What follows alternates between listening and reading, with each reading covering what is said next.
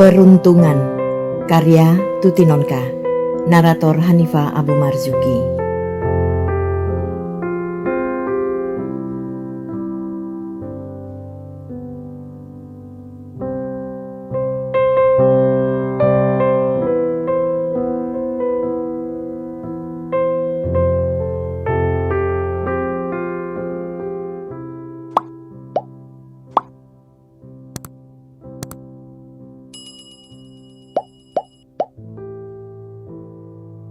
Debyo duduk mencangkung di bawah sebatang pohon terbesi.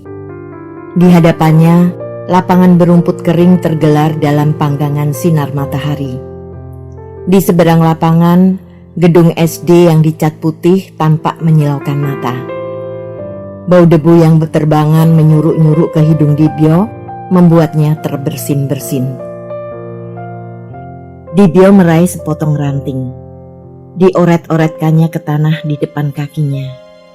Angka 2, kemudian 4 angka 0 berjejer. 20.000. Sejumlah itulah uang yang dibutuhkannya dalam waktu 2 minggu ini.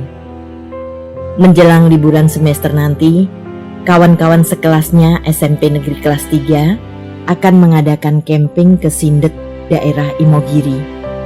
Untuk itu dibutuhkan biaya.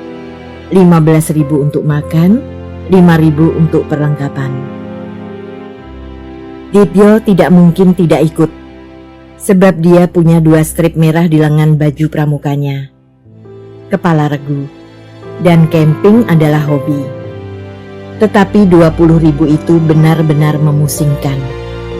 Tidak mungkin minta pada ibunya, sebab hasil jualan pecel ibunya hanya sekitar 5.000 rupiah sehari. Dari jumlah itu harus disisihkan untuk makan, disimpan untuk membayar sekolah, dan kebutuhan lainnya. Ayahnya meninggal 3 tahun yang lalu karena penyakit tipes. Pokoknya, mustahilah minta 20.000 rupiah pada ibunya untuk camping. Debyo menggigit sebatang rumput. Aku harus ikut. Gumamnya tidak peduli. Tapi bagaimana caranya mendapat 20.000 itu? Cari uang. Ya, kenapa tidak? Lalu, bagaimana cari uang? Jual koran? Tidak mau. Belum tentu laku dan untungnya sedikit. Lebih baik membuat barang sendiri lalu dijual. Barang itu harus menarik, murah dan cepat laku. Permainan anak-anak. Debyo melompat bangkit. Ide itu begitu saja muncul dalam kepalanya, berkembang jadi rancangan yang mantap. Ditemuinya ibunya sedang merebus bayam untuk pecel di dapur. "Bu, aku mau pergi sebentar." "Kemana?" Ibunya menoleh sedikit. "Ke sawah." "Sawah? Sawah itu adanya di desa, Dip, bukan di kota seperti tempat kita tinggal ini. Ada-ada saja kok ini. Mau apa ke sawah?" "Aku toh tidak bilang sawah itu ada di kota, Bu." "Pokoknya ada deh. Cari lempung buat hastakarya." Ibu Debyo mengangkat bayam dari dalam panci dan meniriskannya di sebuah kalo. Sebagai gantinya, sebaskom kangkung dimasukkannya dalam panci berisi air mendidih itu. Debyo sudah sampai di pintu dapur ketika ibunya memanggil. "Naik apa kok, Deb?" "Pinjam sepeda paman, Bu, biar cepat." "Hati-hati, kalau hilang, ibu terpaksa menjual kamu untuk menggantinya." Debyo tertawa. Diputarnya tubuhnya dan menghilang di balik pintu. Seharian itu Debyo sibuk di halaman belakang rumahnya yang berhadapan dengan lapangan sepak bola. Beberapa kali dibentaknya Sidin, adiknya, yang selalu ribut merusuhi kerjanya. Tangan Sidin bisa disuruh berhenti, tapi mulutnya tidak. Celoteh pertanyaannya tak henti-henti mengganggu telinga Debyo, membuat kakak sulung itu memuncak jengkelnya. "Bisa diam gak? Pergi sana!" Debyo mengaum sekeras-kerasnya, dilengkapi dengan pelototan mata sebesar bandul jam Westminster. Sidin mengerut ketakutan untuk akhirnya menangis keras-keras. Terbirit-birit dicarinya ibunya di dapur. Ibu Debyo sedang menyiapkan dagangan pecel, segera saja muncul di pintu dapur mencari si pembuat huru-hara. "Debyo, kok ini mestinya menjaga adikmu, bukan malah membuatnya menangis. Namanya membantu ibu," katanya begitu menemukan si sulung yang sedang asik dengan lempungnya. "Dia merusui terus, aku lagi sibuk," sahut Debyo tanpa menoleh. Beberapa saat ibu Debyo mengawasi bambu-bambu, kawat, cat, lempung dan lain-lain perlengkapan yang berserakan di depan anaknya. "Bikin apa kau ini?" tanyanya kemudian. "Ibu lihat nanti saja." "Iya, tapi adikmu biar di sini. Ibu mau berangkat. Sidin, tinggal di rumah ya. Tapi jangan ganggu kakakmu, nonton saja." Debyo menyisik bambu tipis-tipis, kira-kira setengah kali setengah sentimeter. Dihaluskannya dengan amplas. Lalu dicatnya bilah bambu itu dengan warna putih dan merah, cat sisa pemberian Pak Soleh, tetangga sebelah. Lempung yang diambilnya dari sawah kemarin dibuatnya binatang berbentuk serangga sebesar ibu jari. Banyak, kira-kira 50 buah. Kemudian dibakarnya serangga lempung itu sampai keras dan berwarna merah, seperti orang membuat gerabah di desa.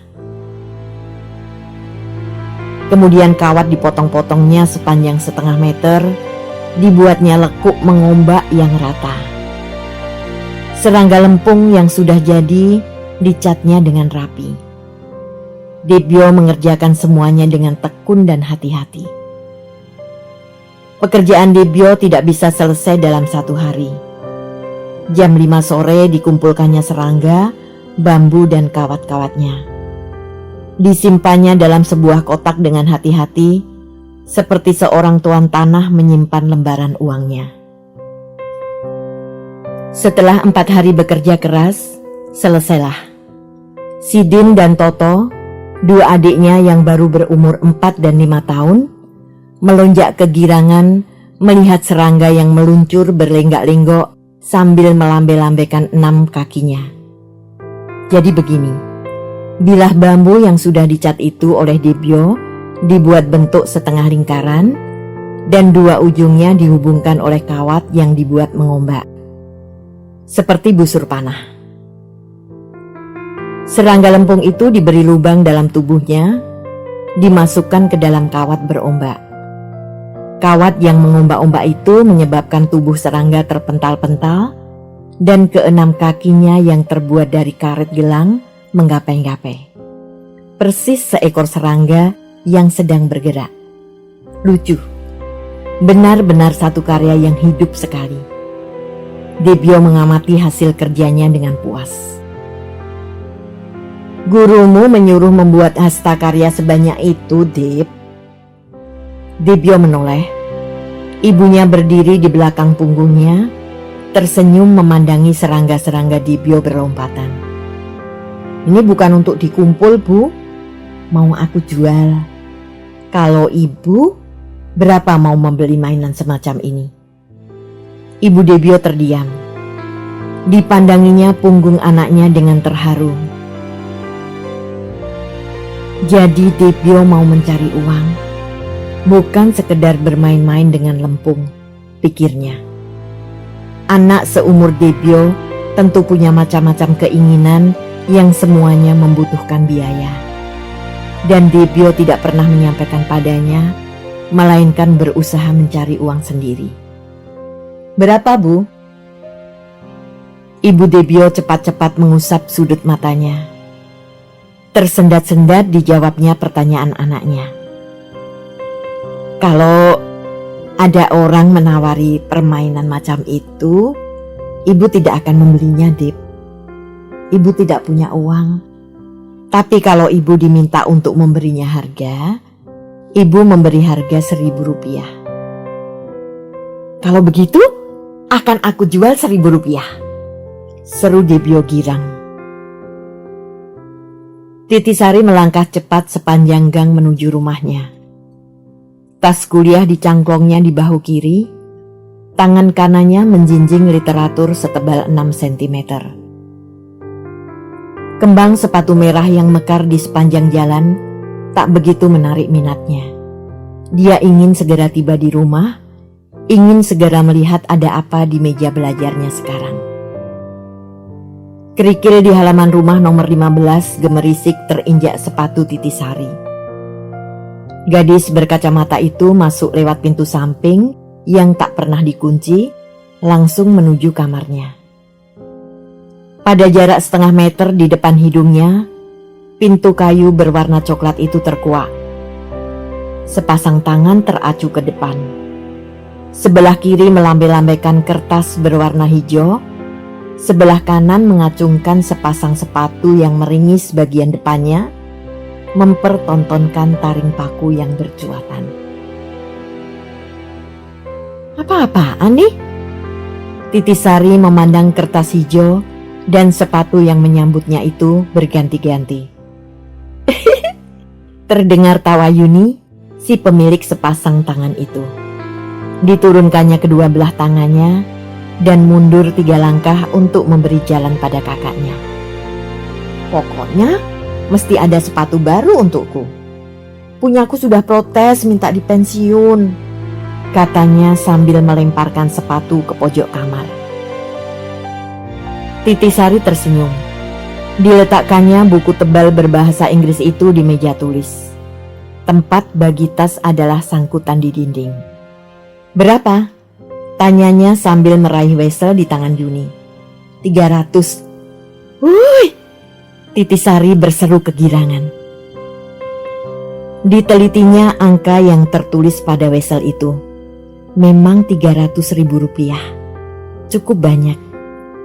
Biasanya dia hanya menerima 150 atau Rp200.000 untuk sebuah cerpennya yang dimuat di majalah. Tetapi sekali ini cerpennya dipakai sebagai judul sebuah kumpulan cerpen sebagai cover. Dan dia mendapat Rp300.000. Diambil sekarang saja, Mbak. Kantor pos masih buka. Nyeletuk Yuni dari balik bantal.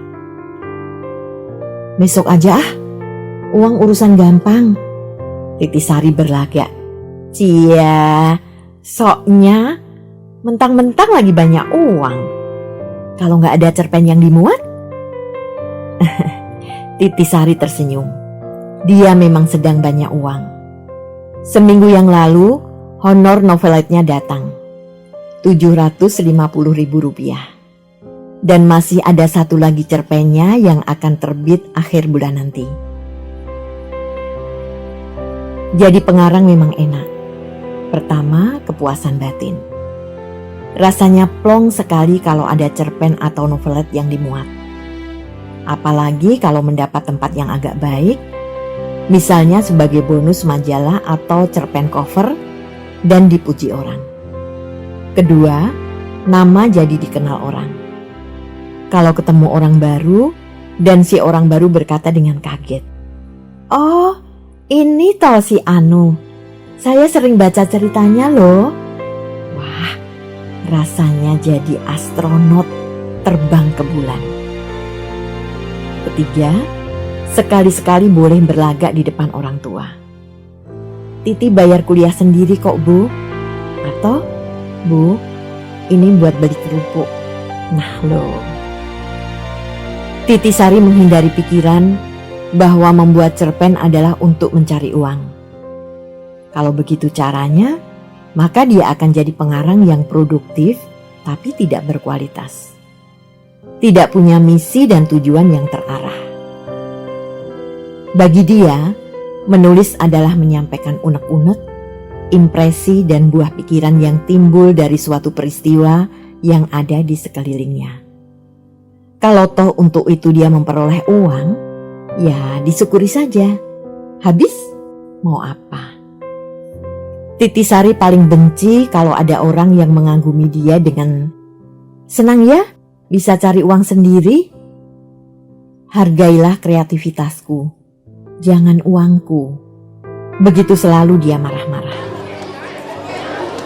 Dibyo menyelip di antara orang yang hilir mudik di Pasar Beringharjo, pasar terbesar di Jogja. Tangan kirinya mengepit kotak berisi 49 hasil karyanya, sementara dengan tangan kanan diperlihatkannya seekor serangga yang terpental-pental dan melambai-lambaikan keenam kakinya. Dibyo tidak berani menjajakan hasil karyanya di kampung, takut kepergok kawan-kawannya. Dia tahu pekerjaannya halal, tapi rasa malu itu tidak dapat disingkirkannya. Karena itu dia memilih pasar, sebab pikirnya kawan-kawannya tidak mungkin main-main di pasar besar seperti Beringharjo itu. 1.000 bu, 1.000. Dibyo berjalan sepanjang los batik, menawarkan serangganya pada setiap orang yang berpapasan dengannya. Seorang anak kecil berumur 4 tahun menarik-narik baju ibunya sambil memandang serangga Dibyo tak lepas-lepas. Ibunya yang merasa risih segera menghentikan menawar kain batik. "Apa sih, Devi?" tanyanya setengah dongkol. Si anak tidak menyahut, hanya ditunjuk-tunjuknya Dibyo yang berjalan di dekat mereka. 1.000 bu, 1.000. "Hei, 1.000, sini!" si ibu berseru. Dibyo menoleh dan tergesa-gesa menghampiri. "Berapa ini?" tanya si ibu. 1.000 bu, jawab Dibyo dengan sopan. Jantungnya berdebar-debar menghadapi pembeli pertamanya ini. "Ah, masa gini saja 1.000? 500 ya?" si ibu menawar. "Tidak boleh bu, 1.000. Si ibu memutar badannya kembali menghadap pedagang batik. Dengan kecewa, Dibyo pun mundur, menjajakan kembali serangganya. Melihat Dibyo pergi, si anak kecil menangis merengek-rengek, menarik lengan baju ibunya kuat-kuat. 750, teriak si ibu. Dibyo menoleh. 750 rupiah? Tak apalah. Untuk pelaris, kata orang. Dihampirinya ibu itu kembali. Si anak segera menerima serangga Dibyo dengan wajah berseri-seri. Dengan wajah yang sama berserinya, Dibyo menyimpan uang logam 750 di kantong celananya. Uang logam itu berdering lembut ketika dia berjalan. Dibyo bersiul-siul kecil. 1.000 bu, 1.000. Suaranya menyusup di antara keributan pasar. Sekarang Dibyo menyusup los kue-kue. Seorang ibu penjual makanan rupanya tertarik pada lampian kaki serangga Dibyo. Dipanggilnya penjual kecil itu. Seperti tadi, Dibyo menyebutkan 1.000 rupiah untuk harga serangganya. 1.000? Ini kan cuma lempung sama bambu toh. 200 ya? Si ibu menawar. Dibyo seperti angsa tercekik. 200 rupiah? Astaga. Dengan wajah kuyu, Dibyo menggeleng dan ngeloyor pergi. 500. Dibyo menggeleng lagi. Dia berharap ibu itu mau menaikkan lagi, tapi rupanya tidak. Dengan kecewa, Dibyo kembali berjalan menyusuri los. Harga tertinggi ternyata hanya diperolehnya dari pembeli pertama. Sesudah itu orang hanya mau menawar sampai 500 rupiah, bahkan 200 rupiah. Akhirnya mau juga Dibyo melepas serangganya dengan harga 500. 2 kali itu terjadi. Seterusnya dia tidak memperoleh pembeli lagi. Hari selanjutnya Dibyo kembali menyusuri los pasar sepulang sekolah. Sudah 2 jam dia berjalan, belum juga ada yang membeli serangganya. Dibyo duduk di sebuah los kosong, mengurut kakinya yang pegal. Seorang pembeli datang. Tawar-menawar sengit terjadi. Bapak tua itu tidak mau mengeluarkan uang lebih dari Rp250 untuk memberi hadiah pada cucunya. Dan Dibyo ngotot 500. Ketika bapak tua itu pergi, terpaksalah Dibyo mengalah.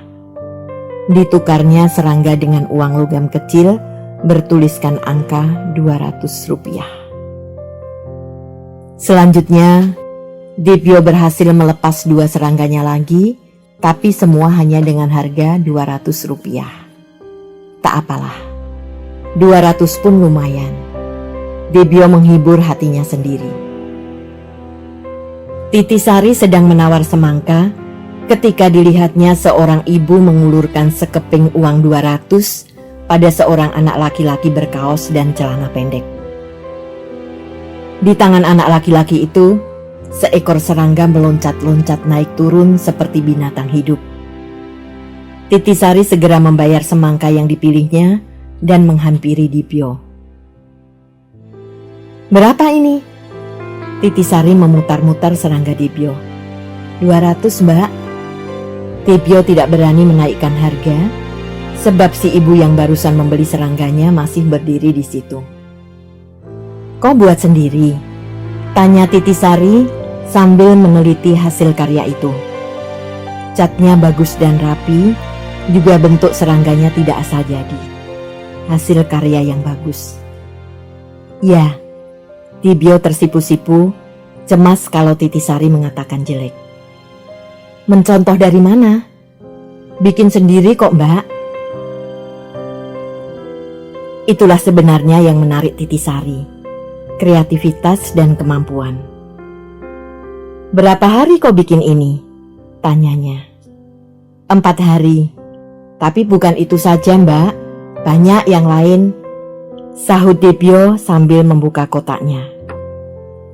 4 hari menyisik bambu, mengecat, membentuk serangga dari lempung, mengecat lagi, dibakar, dirangkai, dan dijual Rp200. Memang benar jumlahnya tidak hanya 1, tetapi toh tidak semua bakal laku. Kerja tangannya barangkali memang tidak berat, tetapi bukan itu yang dipikirkan Titisari. Ide dan kemauan anak laki-laki hitam kurus itu. Alangkah murahnya orang-orang memberi penghargaan. Rp200. Sementara dia hanya memerlukan waktu 2 malam untuk menulis sebuah cerpen. Mengetik 3 jam. Setelah dimuat, Rp300.000. Titisari masgul. Dia merasakan adanya suatu ketidakadilan. Rp200. Rp300.000. Apakah hasil karyanya benar 1.500 kali lebih bermutu daripada hasil karya Dibyo, sesuai dengan penghargaan yang diberikan pada mereka? Titisari berdecak. Dia ingin marah, tapi marah pada siapa? Pada penerbit yang memberinya honor 300.000? Atau pada orang yang menghargai hasil karya Dibyo hanya Rp200 saja? "Kau sekolah?" "Sekolah, Mbak. SMP kelas 3. Dibyo memandang gadis di depannya dengan keheranan. Belum pernah dijumpainya pembeli yang seceriwis ini. Tanya-tanya segala macam. "Aku ambil 2. Titisari mengulurkan sebutir uang logam 1.000-an. Diambilnya 2 ekor serangga Dibyo. "Kembaliannya, Mbak!" teriak Dibyo melihat Titisari terus saja pergi. "Tidak usah." Titisari menoleh sekejap dan melanjutkan langkah. Pasar memang selalu sibuk dan sesak. Tetapi kesesakan yang dilalui Titisari benar-benar menghimpit. Titisari merasa didesak orang dari sebelah kanan. Ketika perhatiannya tersita di bagian itu, tiba-tiba saja seorang laki-laki telah menjamret dompet yang dikepitnya. Dengan cepatnya penjamret itu menyelinap di antara ributnya orang-orang. Titisari baru tersadar dari kagetnya setelah si penjamret tidak kelihatan lagi batang tengkuknya.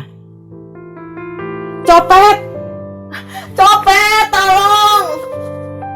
Titisari berteriak-teriak. Orang-orang di sekelilingnya berpandangan. Kesesakan tiba-tiba memudar. Orang-orang berdiri memandangi Titisari. "Mana copetnya, Mbak?" tanya seorang penjual minuman keliling. "Sudah lari," sahut Titisari lemas. "Ya, kalau sudah lari susah mengejarnya, Mbak," seorang kuli menimpali. Titisari diam saja. Orang di sekelilingnya pun tidak begitu menaruh perhatian lagi. Titisari mengerti. Para penjamret yang beroperasi di pasar itu terdiri dari satu komplotan yang anggotanya cukup banyak. Karena itu, para pedagang pasar dan orang yang mencari nafkah di pasar tidak berani mengejar mereka. Mereka dapat celaka nantinya, dibuat perkedel oleh komplotan penjamret itu. Namanya penjamret. Mereka orang nekat. Petugas keamanan pasar, berapa jumlah mereka? Apalah senjata mereka? Apalagi yang sudah tua, yang sudah dibebani anak istri, mesti berpikir 1013 kali dulu sebelum memutuskan untuk melawan komplotan penjamret. Titisari menghela nafas. Menyesal sekali. Kenapa tidak diberinya si anak laki-laki hitam kurus tadi 10.000, 20.000? Tak apalah rasanya 400.000 dalam dompet dijamret orang kalau saja si anak hitam kurus sudah kebagian. Titisari menyesal sekali. Ya, namanya orang tidak tahu mau kecopetan. Kasihan. Gumam lirih itu sampai juga ke telinga Titisari. Titisari berpaling dengan cepat. Si anak hitam kurus, Debyo, menatapnya dengan mata menaruh iba. Titisari membeliakan matanya dengan gemas. "Yang perlu dikasihani itu kamu, bukan aku," bentaknya sebal. Debyo melongo. Dengan kepala pening penuh tanda tanya, dipandanginya punggung Titisari yang semakin jauh.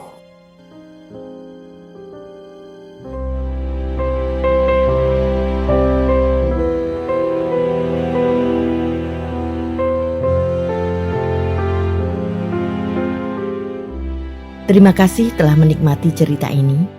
Tuliskan saran atau komentar di bawah untuk memperbaiki channel ini. Jangan lupa tekan tombol subscribe, like, and share.